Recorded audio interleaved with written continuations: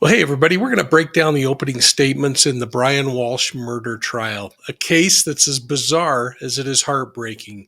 Now, prosecutors say that Walshe murdered his wife, Anna, on New Year's Day, dismembered her, and then dumped her remains in a trash transfer station. More than one. The defense says Anna simply died in her sleep and that Walshe panicked, dismembering her, and then he lied for 3 years because he wanted to remain in custody of his children. Now let's examine the digital evidence, the marital stressors, the financial pressures, Walsh's 3 year deception, his last minute confession, and the strange introduction of the sudden unexplained death syndrome. And then we're going to explore why prosecutors believe their case is airtight and why the defense thinks they can unravel it.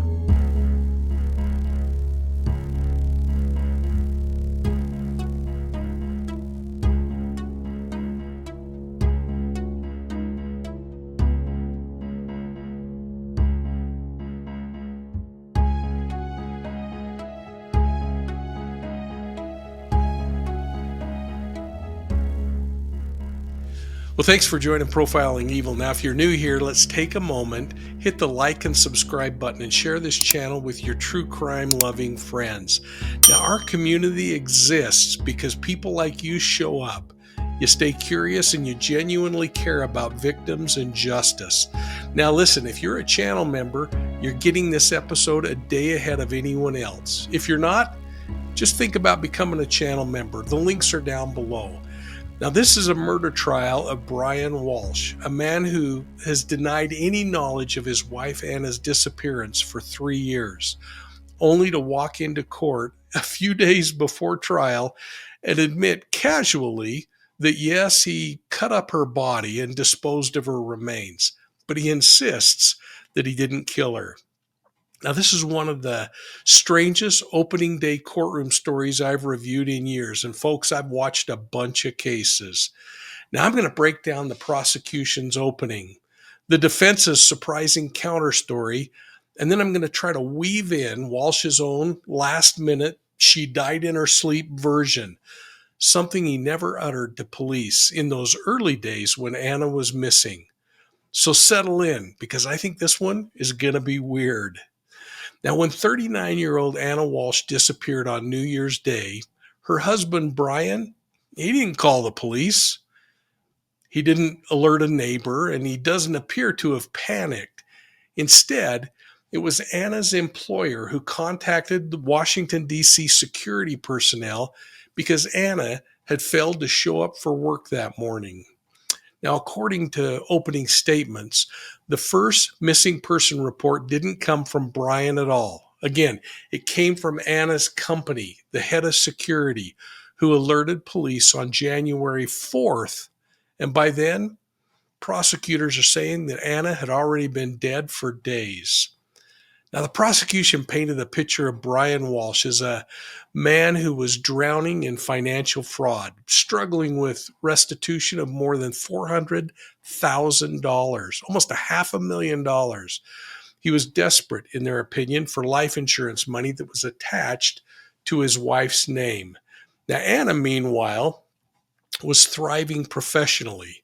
She was working a high-paying job in Washington, D.C., and she was secretly carrying on an affair that the defense is now acknowledging, though they insist that Brian never knew about it.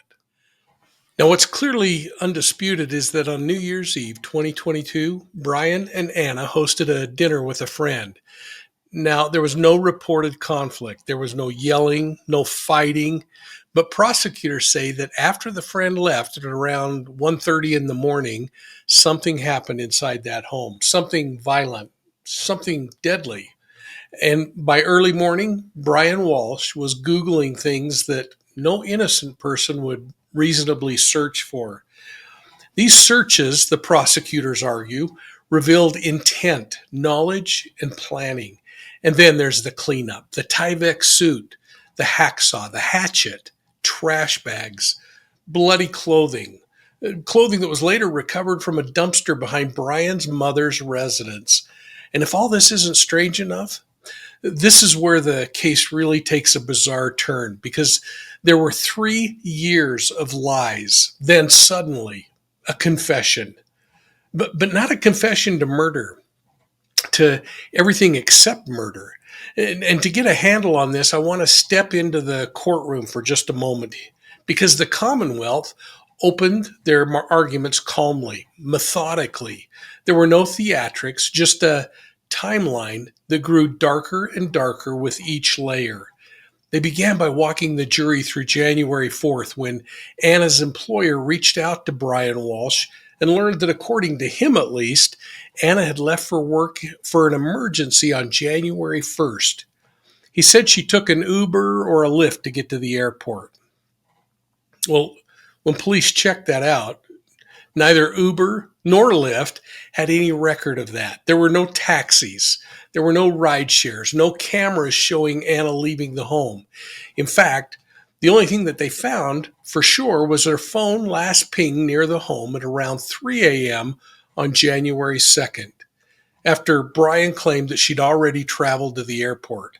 So it leaves us with this question of, did she forget her phone when she reportedly flew out? This is someone who loved social media, never forgot her phone. Or was the storyline starting to fray and frazzle from the get-go?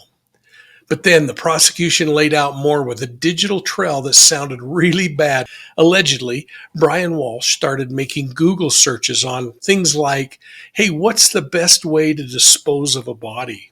Or how long before a body starts to smell? I mean, that really looks bad for the defendant here. But he also reportedly searched for how long to inherit money after somebody dies. And then get this. This is the best one. What's the best way to dispose of body parts after murder?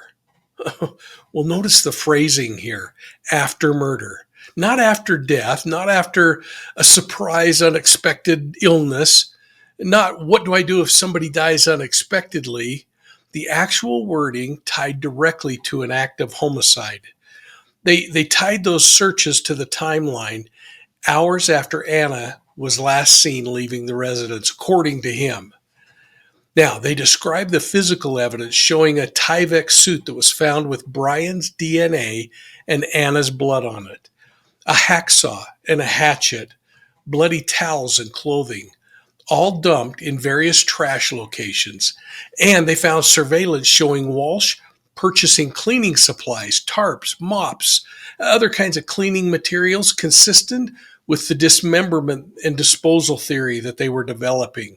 The prosecution emphasized that Anna never contacted anyone after January 1st, despite being a devoted mother who constantly communicated with friends and coworkers. And then the prosecution walked the jury toward motive by laying the groundwork of what they intend to prove in this case, that there was a pending federal fraud case against Brian, that he owed a huge amount of restitution, $400,000, and that Anna's life insurance policy was the one thing that would help answer the widening emotional challenge he was facing with the lawsuits, the criminal cases, and perhaps distancing in their marriage.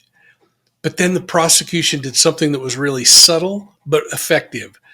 They didn't overplay motive. They simply asked the jurors to use common sense. They framed Brian Walshe as a man who constructed an elaborate lie. He maintained it for years, 3 years, and he only shifted gears as the trial was imminent.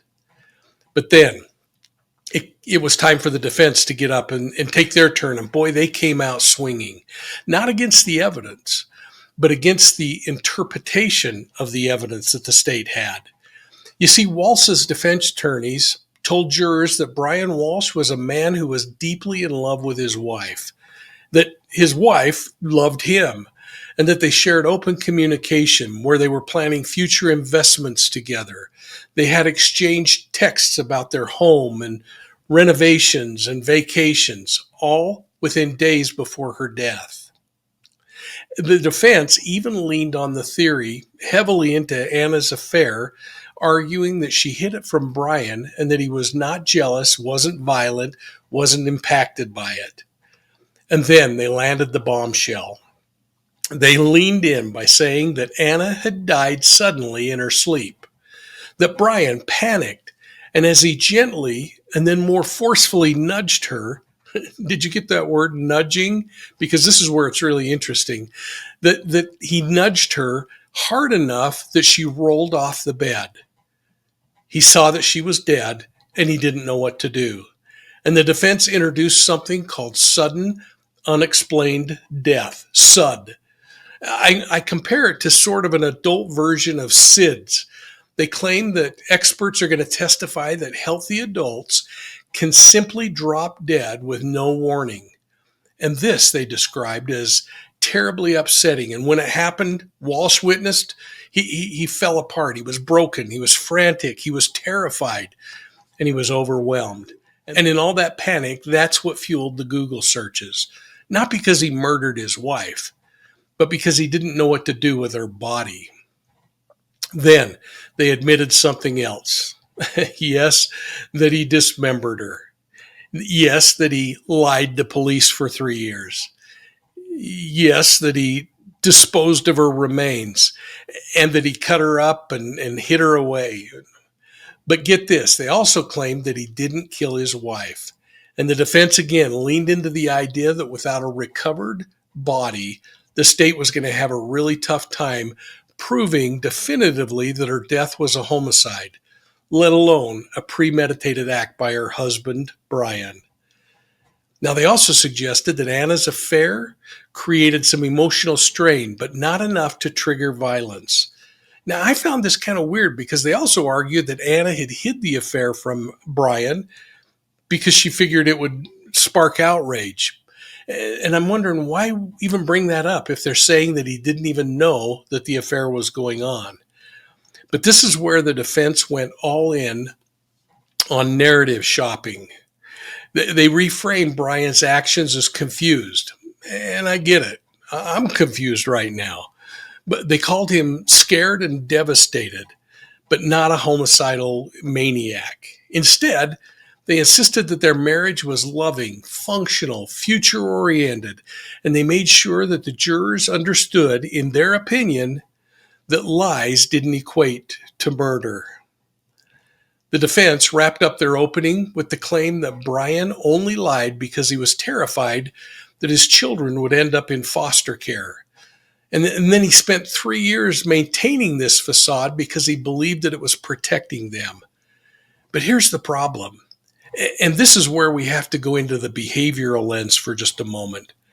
Brian Walshe didn't tell the she died in her sleep story until 2023. He didn't tell it during the interrogation. He didn't tell it when the evidence was mounting.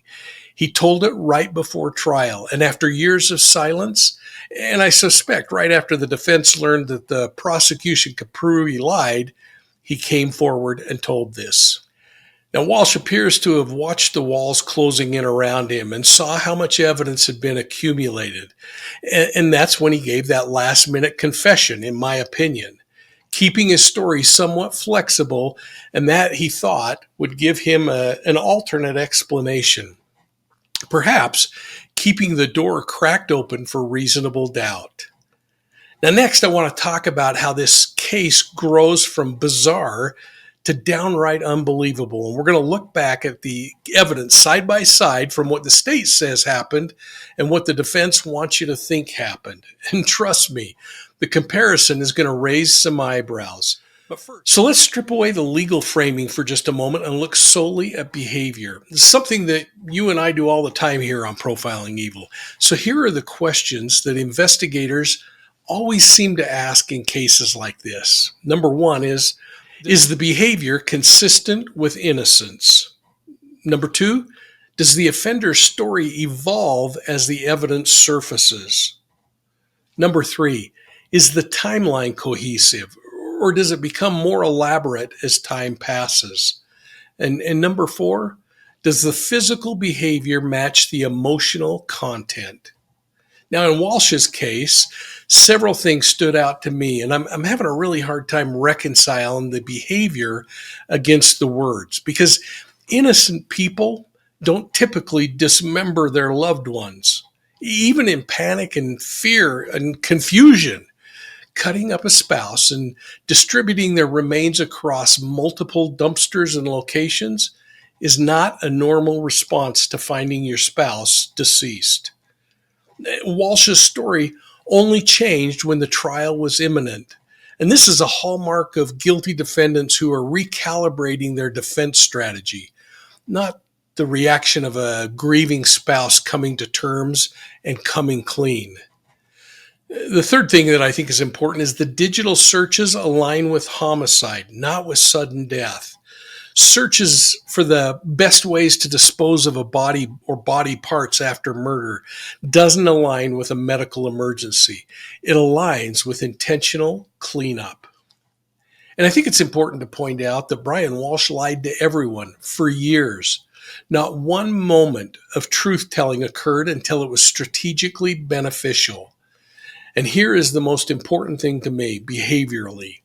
Brian Walshe never performed CPR on his wife. He never called 911. He never attempted any life-saving measures. You know, if you nudge your spouse and they're unresponsive, panic usually drives people toward helping, not toward hacksaws. And behaviorally, this case leans heavily toward intentional homicide, unless the defense can successfully dismantle the state's timeline. So let's slip over to the Profiling Evil Academy and put a few things on the chalkboard here. In the first column, I want to put what the state says happened. In the second, undisputed facts. And the third, what the defense is claiming.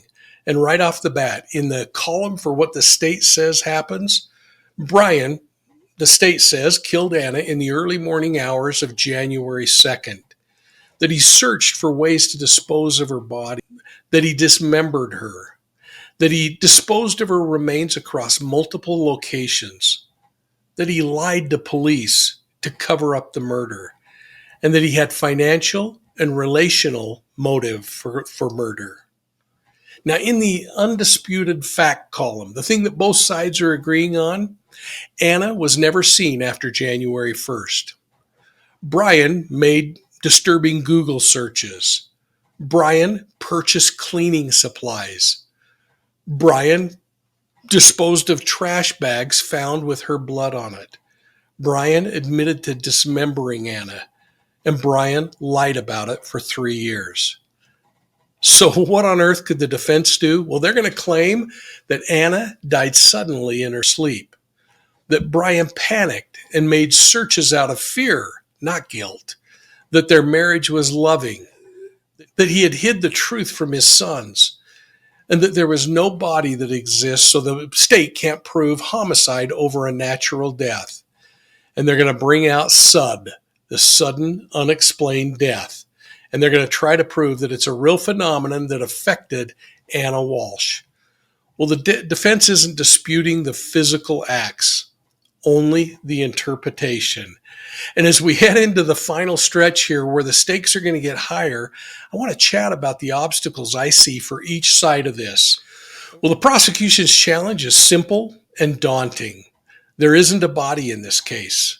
So without recovered bodies, sometimes it's difficult to prove how Anna died or that she was murdered. But Anna is dead. We know that. We know she was dismembered. And we know that Brian is the one who did that. We know that Anna is dead. The state also needs to prove that Brian acted with premeditation. And to do this, they're going to have to rely on circumstantial evidence, which can be really powerful, but it still requires juries to connect the dots and do that without a medical determination of the cause of death. And sometimes that's a challenge, but they've also got to combat any juror who might just come in saying, hey, if you don't have a body, you don't have a murder. And they've got to neutralize the defense's SUD theory. They got to neutralize it before it becomes reasonable doubt in anyone's mind. Now, in my opinion, their strongest weapon is going to be the behavior. That, backed up by the digital timeline, the lies and the cover-ups, are going to be the patterns that speak louder than all the pathology. And, and when we talk about uphill battles that the defense is facing, We're not just talking about miles and miles of evidence and courtroom theatrics. We're talking about human behavior, the kind of behavior that jurors instinctively read if they've cracked open any kind of a psychology notebook.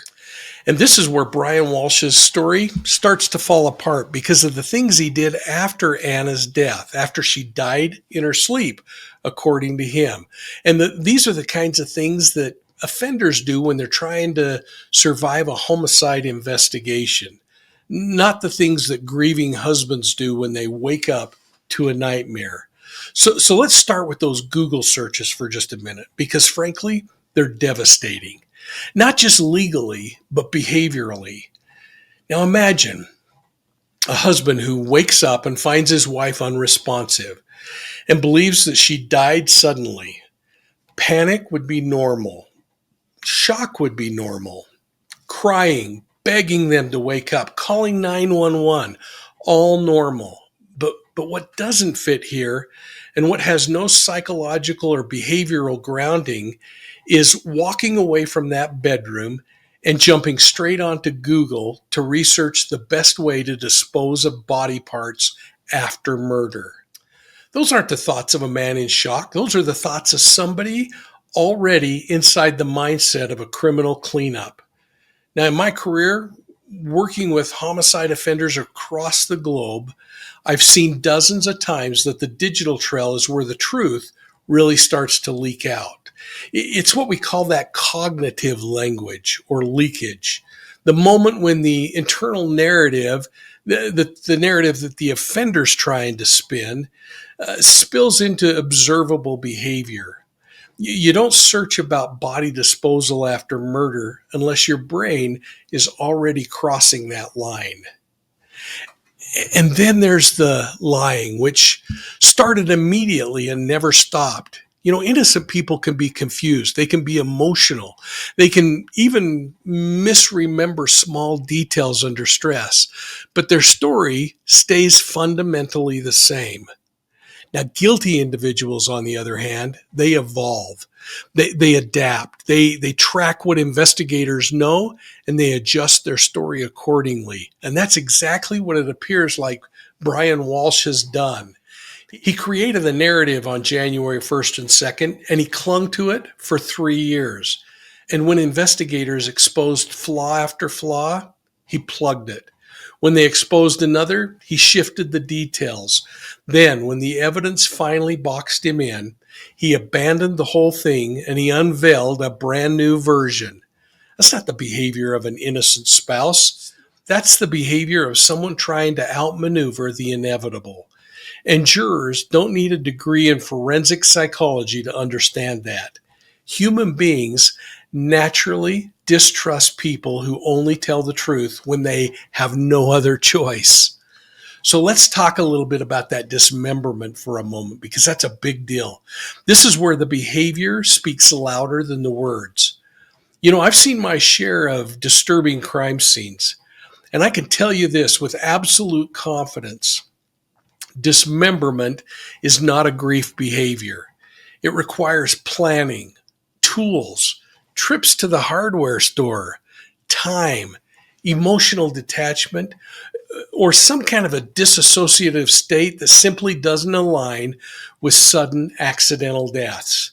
It's one of the rarest acts in violent crime, and it's incredibly difficult for the human brain to engage and understand it unless the person is trying to conceal evidence or is operating from a deeply disturbed place.